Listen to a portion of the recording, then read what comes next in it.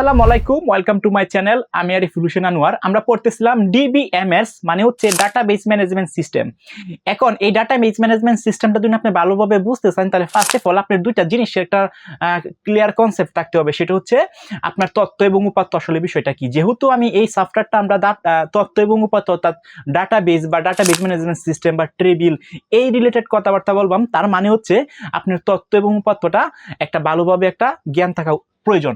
তার মানে আমরা যদি এখানে লিখি ডাটা, এটার মানে হচ্ছে উপাত্ত, ঠিক আছে। আর ইনফরমেশন,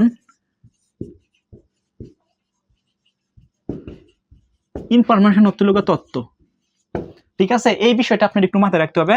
ডাটা মানে হচ্ছে কি উপাত্ত, আর ইনফরমেশন মানে হচ্ছে কি আমাদের তথ্য। অর্থাৎ ডাটা এবং ইনফরমেশন, অর্থাৎ তথ্য এবং উপাত্তর মধ্যে আপনার একটা পার্থক্য আছে। এই পার্থক্যটা মাস্ট ভালোভাবে আপনার জানতে হবে। ওকে, সো থিঙ্ক অ্যাবাউট, এইখানে আমি একটা গড় রাখি, হ্যাঁ,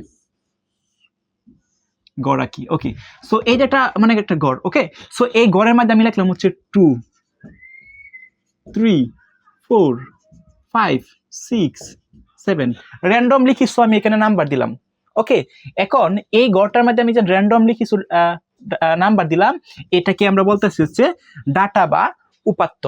ডাটা বা উপাত্ত, এবং ডাটা যেন উপাত্ত আছে, এই ডাটা এবং উপাত্ত থেকে কোনো সিদ্ধান্তই আমরা যাইতে পারবো না, কোনো কিছু আমরা ডিক্লেয়ার করতে পারবো না, কোনো কিছু সিদ্ধান্ত আমরা কখনোই যেতে পারবো না। আমরা যেতে পারবো তখনই যখন উপাত্ত থাকে। উপাত্তর মাধ্যমে আমরা কোনো কিছু সিদ্ধান্ত যেতে পারি, এবং উপাত্তর মাধ্যমে আমরা একটা বিষয়কে সুন্দরভাবে এক্সপ্রেস করতে পারি এবং বুঝতে পারি আসলে বিষয়টা কি। কিন্তু মনে রাখতে হবে, উপাত্ত দিয়ে আমরা কোনো কিছু সিদ্ধান্ত যেতে পারবো না, এবং উপাত্ত দিয়ে আমরা কোনো কিছু বুঝতে পারবো না। উপাত্ত মাত্র উপাত্তই, মানে ডাটা তো শুধুমাত্র ডাটাই। ওকে, সো আমি এটা একটু মুছে দেই। মুছে দেওয়ার পর একটু দিন বোঝানোর চেষ্টা করি। লাইক মনে করেন যে এইখানে আমি লিখলাম হচ্ছে রাকেশ না রাসেল, ওর রুল মনে করেন 5। ওকে, এখানে লিখলাম মনে করেন যে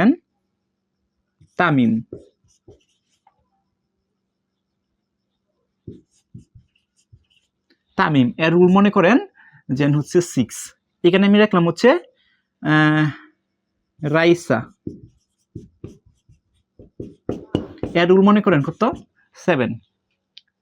এই টেবিলের মধ্যে আমি এই বিষয়গুলো আমি রাখলাম। এখন এখানে আমি আরেকটা টেবিল রাখলাম, এখানে রাখলাম হচ্ছে 5, 6, 7, এগুলো লিখলাম। এখন একটু চিন্তা করে দেখেন, এই যে টেবিলটা আছে আর এই যে টেবিলটা আছে, এখানে দুইটা টেবিল আমি আঁকছি।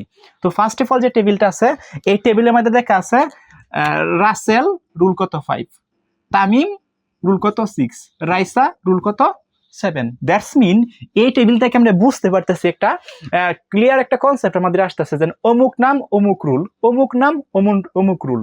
তার মানে আমাদের একটা সিদ্ধান্ত যাইতে পারতেছি যে রাসেলের রুল হচ্ছে 5, তামিমের রুল হচ্ছে 6, রাইসার রুল কত হচ্ছে 7। একটা ডিক্লিয়ার আমরা যাইতে পারতেছি।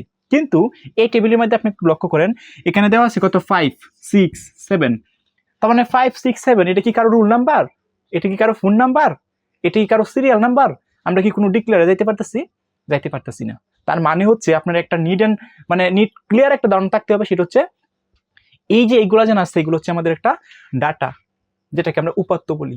আর তথ্য মানে হচ্ছে ইনফরমেশন, যেটা দিয়ে আমরা কোনো কিছু ডিক্লেয়ারে যাইতে পারতেছি। আমরা নিট অ্যান্ড ক্লিয়ার একটা ধারণা আমাদের থাকতেছে।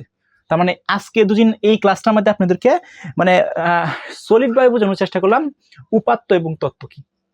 ওকে, সো আপনারা যদি উপাত্ত এবং তথ্য ভালোভাবে বুঝেন, তাহলে পরবর্তীতে আমরা নেক্সট ক্লাসে ভালোভাবে আরো বুঝাইতে পারবো। সে পর্যন্ত সবাই ভালো থাকেন, সুস্থ থাকেন, and stay connected with me.